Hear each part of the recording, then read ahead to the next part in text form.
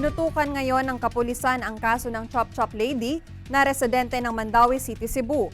Natagpuan ang mga parte ng katawan ng biktima noong nakaraang taon. Si Nico Sereno ng GMA Regional TV Balitang Bisdak sa detalye. Ayon kay Lieutenant Colonel Jose Rovic Villarin, hepe ng Mandaue City Investigation and Detection Management Unit, naghihintay na lang sila ng resolusyon ng piskalya. Ipinag-utos ni Police Regional Director Brigadier General Ronnie Montejo na subaybayan ang kaso ni Angeline Quintanar. Ito'y matapos nagpahayag ang kapatid ng biktima na mabagal ang pag-usad ng kaso. Sa panayam sa telepono, sinabi ni Analu na nag-aalala ang pamilya na mabaon sa limot ang kaso ng kanyang kapatid. Pebrero nitong taon nang isampa ang kaso laban sa sospek sa brutal na pagpatay kay Angeli. Makalipas ang ilang buwan, wala di umanong nangyari sa kaso.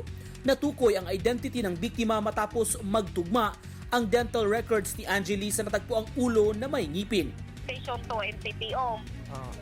O nya moy ako moy gihimo nga private complainant kay tuon man ko. Ako may nag-report dito missing siya.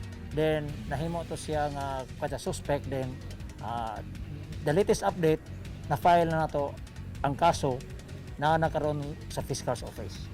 Noong nakaraang buwan lang, inilibing ng pamilya ang pira-pirasong bahagi ng katawan ni Angeli na kasama ang ulo, lower torso, kanang kamay at kaliwang paa. Kamera ang naay gasto daghan kayo so ang amo dili matabunan among kaso kay grabe kay kabrutal gyud ang pagkamatay sa kung tuon Tigid mada. Ayon sa hepe ng Mandaue, matibay ang ebidensya laban sa sospek.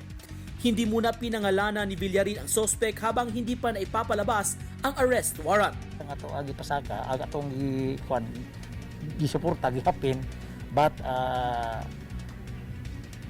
natay kaso ligon ang ato agi pasaka nga kaso. Ayon sa prosecutor, nasa preliminary investigation stage pa ang kaso. Kasama si Godfrey Relien, ako si Nico Sereno para sa GMA Regional TV.